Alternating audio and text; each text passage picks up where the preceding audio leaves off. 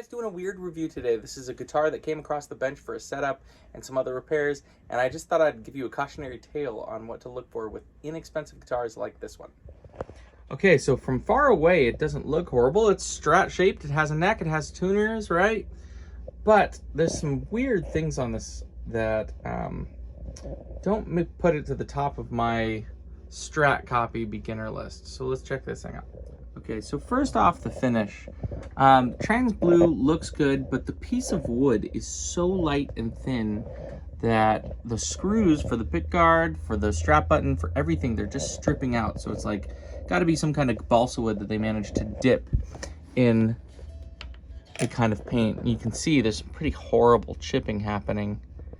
And they didn't do a very good job of buffing this too. I don't know if you can see it, but the light has all sorts of, you can see the imperfections in the wood. So no bueno, really bad finish on the back of the tremolo cover.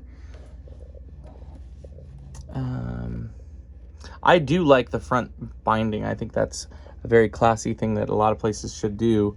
But these guys, oh yeah, look at that neck gap. Oh man, that is so miscut, it's nuts. Check out the top of that headstock. That's cut super funky. They didn't even finish the inside of the truss. This is not instilling a lot of confidence. Now, this is a used guitar, so you're gonna notice some scratches and stuff from the user, which is fine, but this is yeah, pretty brutal. Now I think that's pretty funny. The string trees, what's going on? Oh man.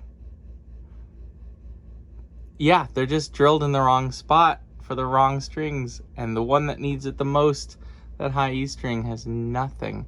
And I thought maybe they put them in the wrong ones, but if you line them up, they're still not going to be sitting right. They're still going to be hitting against the screws. So yeah, pretty rough. I don't know what the wood on the neck is, but it's got fret sprout.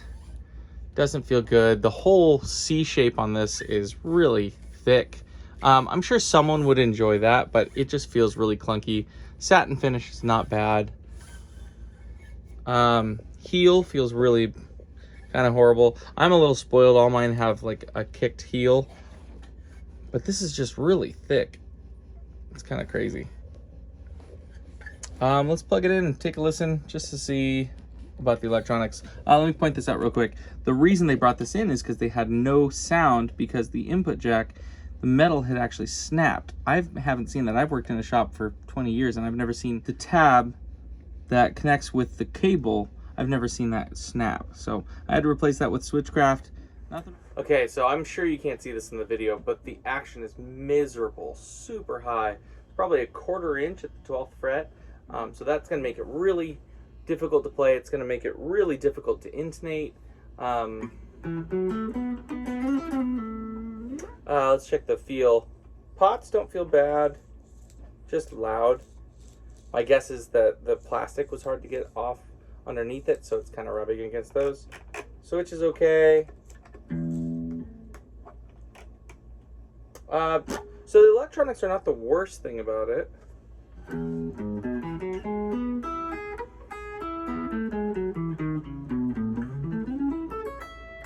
Yeah, the electronics are okay.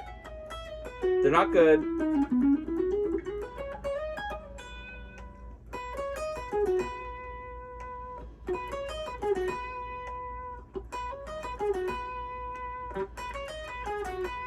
They're not good, but you know, they do their job. Everything seems to function.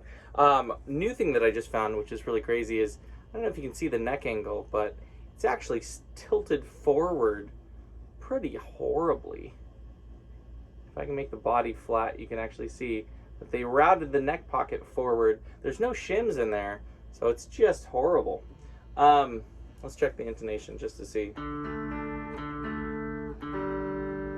Also, I attempted to tune this thing for the first time, and it just kept jumping up or down because it's getting stuck at the nut or somewhere, or the tuner just sucks. But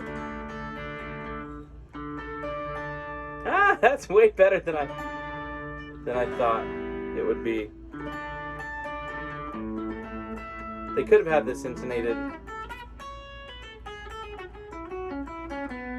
but it's going to be nearly impossible to set up.